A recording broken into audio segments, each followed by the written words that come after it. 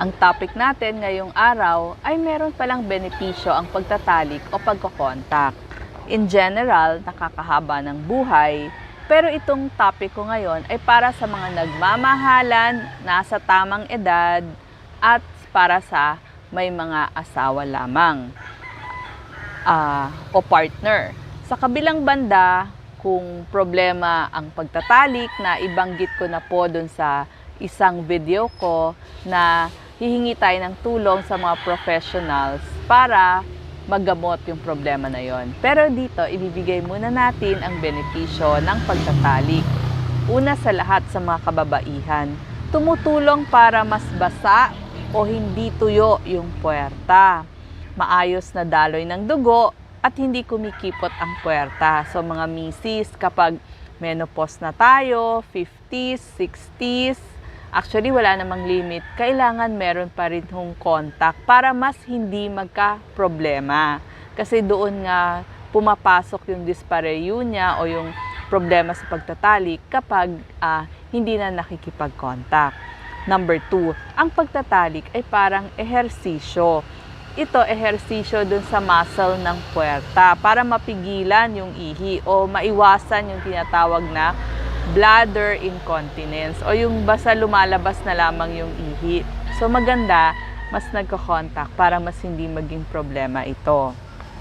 Number 3, ang pagko-contact ay parang ehersisyo na kasi gumagamit ng 5 calories kada minuto at mas nagagamit halos lahat ng parte ng katawan o lahat ng muscle sa buong katawan. Number 4, nakakatulong ito sa mahabang pagtulog dahil naglalabas ng hormone na prolactin para ma-relax at mas antukin. Number 5, tumutulong itong makawala ng stress o anxiety o yung pagkabalisa. Kasi nga, nagiging mas malapit ka sa iyong partner, may yayakap sa iyo, mas sasaya ka din, at nakakatutulong ito sa self-esteem o pagpapahalaga sa sarili. Kasi naglalabas tayo ng hormones na endorphins at oxytocin. Ito yung mga feel-good hormones. Number 6, nakakatulong ito sa mga kirot na nararamdaman natin sa ating katawan tulad ng sakit ng ulo, premenstrual syndrome, yung iba yung masakit na likod, masakit na binti o legs, kasi dahil may mga endorphins, naglalabas tayo ng hormone na endorphins na katulad ng morphine. Alam naman natin, ang morphine isang pain reliever. Number 7, sa mga kalalakihan, yung ejaculation o yung paglalabas ay nakaka-prevent ng prostate cancer according po ito sa mga pag-aaral ng mga doktor.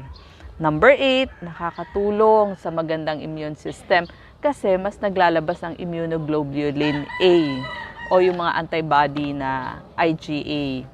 Number 9, ang pagtatalik ay maganda para sa ating mga puso. Doon sa mga walang chest pain at nakakaakyat pa ng hagdan. Kasi nga yung happy marriage, mahal, suportado ng asawa ay maganda sa puso. So, mapababae, malalaki, kailangan maging tapat tayo kay misis at pasayahin natin yung ating mga partners. Number 10, nakakabata din ito kasi nagre-release ng testosterone at estrogen para sa magandang balat at makintab na buhok. Number 11, nawawala yung pakiramdam na nag-iisa ka.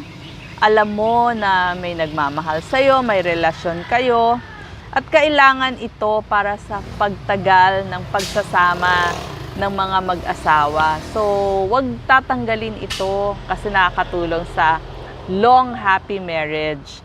Mas magbibigay din ito, kasi nagiging yung mga taong nasa matagal na relasyon, mas nagiging mapagbigay sa kanilang partner at nagkakaroon ng pagpapahalaga sa kanila at mas mapagpasalamat ka rin kasi magkasama pa kayo eh. Pero dun sa mga hindi naman, itong mga sinasabi ko, syempre para sa mga may partner at may asawa. Pero kung talagang hindi kayo nakapag-asawa at hindi lamang naman kasi pagtatalik ang nakakapagpasaya. sa mga walang partner, sa mga pag-aaral. Pwede din sumaya sa pamamagitan ng musika, pag-aalaga ng pets,